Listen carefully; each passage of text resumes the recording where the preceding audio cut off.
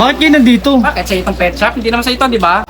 Kahit sino pwede pumunta dito, walang pakialam. Oh shit! Oh shit! Oh shit!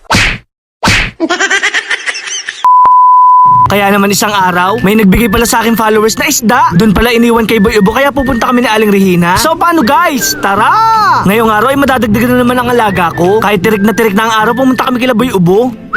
Sam, kukunin ko na yung PKBM yung binigay sa akin ng followers. PKBM, wala na. Ano to? Overnight swimming?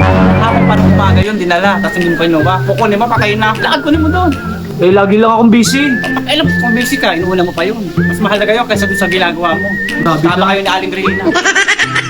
Dahil hindi ko pa makausap si Boy Ubo na maayos, pinunta ko muna si Kuya Dugs. Marami kasing umorder sa amin ng mga pig. Mabuti na lang kahit papano may bait pa si Boy Ubo. Dito kasi nakatago yung binigay sa akin ng followers. Pagpasok namin, tumambad nga pala sa amin yung napakarami lagayan ng isda. Nandito rin pala yung isda na binigay sa akin ng followers. Big shoutout nga pala kay Kuya Ace. Guys, tandaan niyo ba siya? Siya din yung nagbebenta ng super worm. Big shoutout nga pala sa isda ni Mang Hans. Siya nga pala yung nagbigay sa atin ng mga PKBM. Grabe guys, tingnan nyo, napakaganda. Kaya naman pinakita ko to kay Boy Ubo.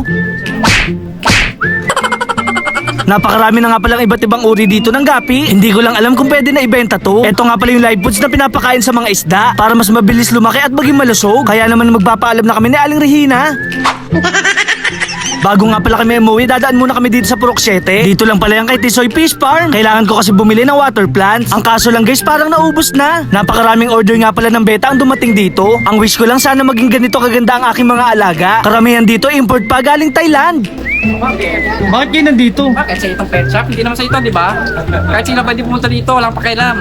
Oh shit! Oh shit! Hanap din pala ni Kuya Dug sa water plant. Dahil hindi na kami nakabili ng halaman, kukuha na lang ako ng talisay. Magagamit ko nga pala to para sa aking mga alaga. Kaya naman pagka-uwi namin sa bahay, sinimulan ko na maglinis ng ref tub. Dito ko kasi papalakin at papadamihin ang aking PKBM. Hindi na kasi maganda ang amoy at napakadumi na rin ang tubig. Eto na lang pala yung natira sa aking mga isda. Mabuti na lang nandito si Kuya para tulungan ako. Big shoutout nga pala sa dalawang followers natin. Nandito nga pala sila para humingi ng palaka. Char. Sa kanila nga pala kami laging umu-order ng mga itlog. Mag-iingat nga pala kayo lagi at wag kayong lalayo. Sinimulan ko na nga pala maglinis ng ref tub. Grabe guys, sobrang dumi. Kung hindi ako nagkakamali, 3 o 4 na buwan ko nang hindi nalilinis to. Tinulungan na rin pala ako ni Kuya mag-ayos ng bubong. Nilinisan ko na rin yung filter ng aking mga alaga. Hindi ko nga pala itatapon to, banlaw lang ang kailangan. O diba guys, malinis na ulit. Pagkatapos kong linisan yung ref tub, pwede na namin ibalik. Maglalagay na rin pala tayo ng tubig. Yung tubig nga pala na ginamit ko ay naka-stack ng 3 araw. Dito ko naman ilalagay yung mga fry ko na beta. May nakapagsabi kasi sa aking followers na kailangan ko silang ilipat sa malaking lalagyan para daw mapabilis ang paglaki ng aking mga isda. Sa paglilipatan ko, kailangan laging kondisyon ng tubig. Kailangan din palang laging malinis. Ayan guys, nilipat ko na yung mga fry ko na beta sa malaking lalagyan para makagalaw at makapag-swimming sila na maayos. Mabuti na lang merong water plants ang kapitbahay. Bagkus na humingi ay kumuha na lang ako ng walang paalam. Char. Dahil PKBM ang alaga natin, kailangan natin maglagay ng aerator para makakuha sila ng oxygen sa ilalim ng tubig. Ayan, napakalawak na ng paglalangoyan nyo. Maraming salamat nga pala sa followers ko na nagbigay nito. May mga flatty at molly pa nga pala akong natira. Dahil wala na akong ibang lalagyan, pagsasama-samahin ko muna sila. O diba guys, napakagandang pagmasdan. Lalo patuloy akong ginaganahan mag-alaga ng mga isda. Naglagay na rin pala ako ng lava rock. Dito kasi maninirahan ng mga bad bacteria. Naglagay na rin pala ako ng dekorasyon na barko. May kasama pa nga tong castle. Napakalinis at napakaliwalas na nga pala ng lugar nila. Kaya naman sa mga nag-aalaga at mag-aalaga pa lang ng isda, happy fish keeping nga pala sa ating lahat. Ang ulam pala namin ngayong tanghali ay adobong manok. Eksakto naman, luto na ang kanin. Grabe guys, nakakapagod nga pala ang araw na to. Wala namang problema sa akin yun kasi masaya naman ako sa ginagawa ko. Saktong-sakto nga pala tong adobo para sa paborito kong chili oil. Hindi nga pala bagay dito kung magkukutsara at tinidor. Kaliwa at kanang kamay ko lang sapat na. So paano guys, kain nga pala tayo. Grabe, first bite pa lang heaven na. Napakasarap talagang kumain ng adobo. Siguro kaya masarap siya, gutom lang ako. Char. Big shoutout nga pala sa lahat ng aking followers. So paano guys, hanggang dito na lang. Maraming salamat sa panonood. Paalam! Yeah!